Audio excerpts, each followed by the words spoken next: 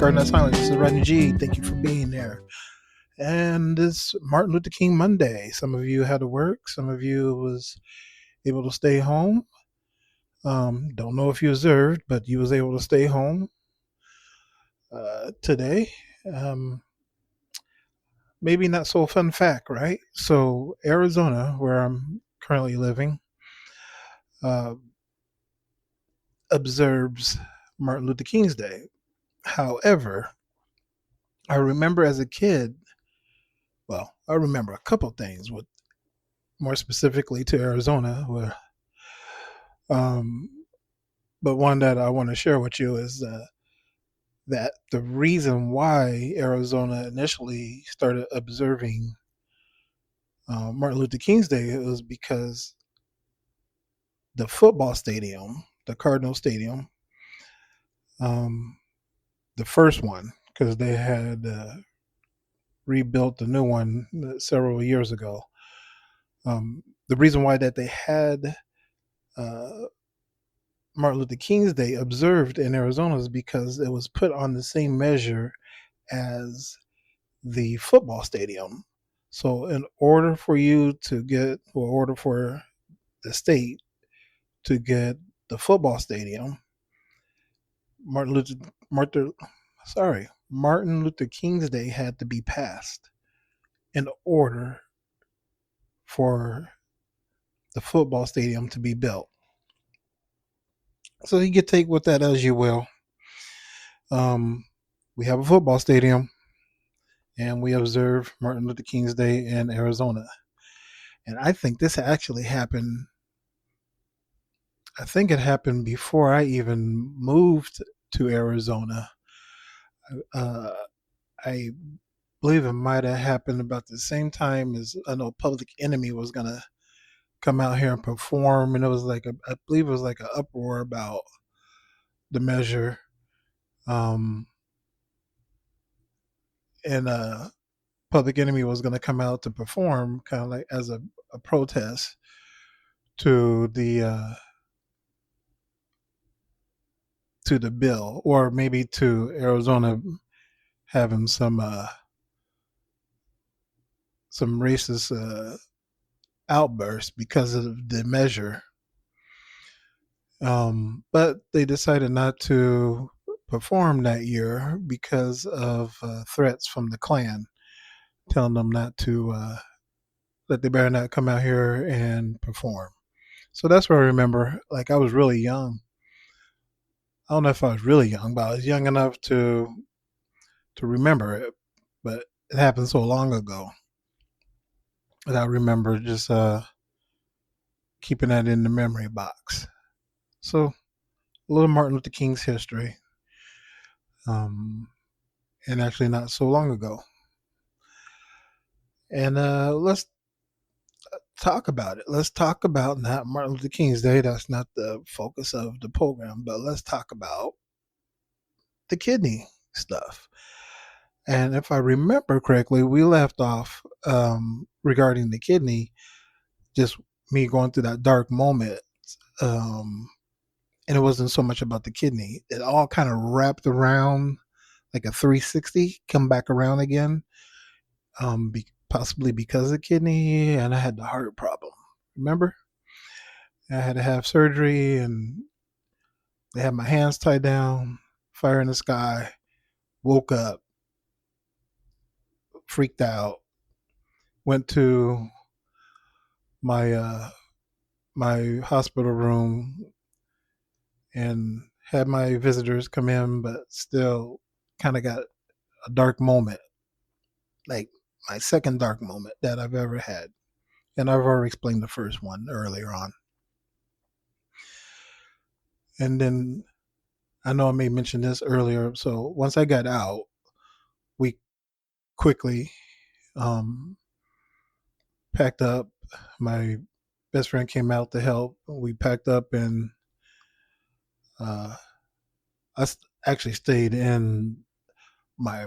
We stayed in our apartment for a little while. My wife and I, for 2 or 3 weeks or so, maybe I think it was about 3 weeks, until I was kind of able to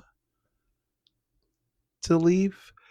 Um, I know they didn't really recommend that happening, but there were some things coming down where we just needed to get out of our apartment, and so the decision was to go back to Arizona after about 7 8 years.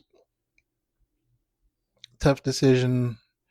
Um, like I said, best friend came down. He drove the U-Haul full of our stuff. We hired some movers. They packed it up to where they could. We had some stuff that we had to leave, and they took some with them, and some other stuff went to the dumpster. And it was just time to hit the road. Best friend had the cat in the U-Haul with him, and my wife and I took the car. It was just everything was just full, loaded up, and had our place. And just so happened that he was ready to move, so it was best for all of us just kind of to get this bigger space and live it out for about a year and a half. And during that time, during the time that we ended up getting to Arizona, I still had um, the recovery process for myself. So I wasn't able to carry anything. I wasn't even able to carry anything during the move. So I was pretty much useless. I tried to carry what I could, but I had like about a 5 pound, maybe it was 10 pounds by then, like limitation on what I could carry. And I always had to keep this heart pillow next to my chest. So when I stood up off the bed or off a chair, I had to put both my arms around this pillow and use my legs and press this pillow against my chest. And I had to keep it with me in the car as well. So anytime I was in the car, I put the pillow on my chest and then strapped the seatbelt. So if anything happened, like a jerking movement or if we got in an accident, that pillow was some added protection to my chest and help prevent basically reopening up my chest because it was cracked open. You remember I told you about that? It was cracked open in the machine, and uh, basically it stops your heart and everything else flows until they fix your heart. So yeah, so that was still very sensitive. So anything with a lot of pressure could have opened up that sternum again, and I would have been in a world of hurt. So yeah, so we finally get to Arizona. I'm useless for several weeks. I'm useless for the move. We hired more movers to bring our stuff in, and but I did well, and I'm doing well regarding the uh, the heart. Like I have some appointments coming up this month, so we'll see if it's still doing well with the kidneys and that cancer scare that I had. So everything test wise is coming up very soon, and that was, you know, all in all, I'm doing well. My kidneys doing well. Just trying to get the INR still stable. It went down, so I'm like a point down now. I was above, so we're just trying to still get that stable. Um, but it's still a journey, regardless. It's always that journey and making sure you eat well. And that was just pretty much. We just finished up my kidney journey. So it has been a long process to get to where I'm at, healing wise, and mental wise, and just there's so many people that you don't know until you start talking about what you've been through that will all of a sudden say, I may have a family member, or I've been through this as well, or um, I had a doctor who recently was saying that her dad had a transplant, and there's just so many people that have either been on it or know somebody that's been on it or been on dialysis. or just something else. A lot of cancer uh, relations as well. I mean, cancer and transplant is different, but it's still a journey. And I do want to thank you so much for being with me. And like I said, I need to figure out how we're going to move forward.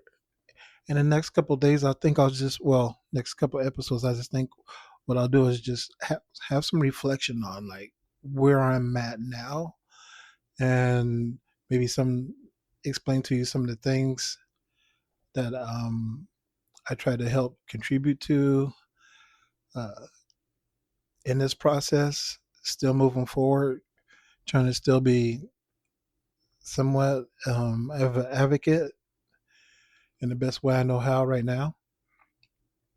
And then I may just take a week off to gather my thoughts and to figure out the next portion.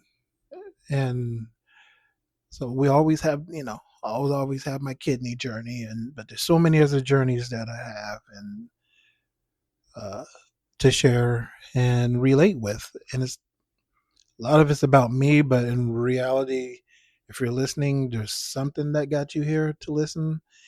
And even the people that disappeared, maybe one episode, there's something that brought them in. And then maybe this wasn't their topic of survival. However, there's so many topics to discuss.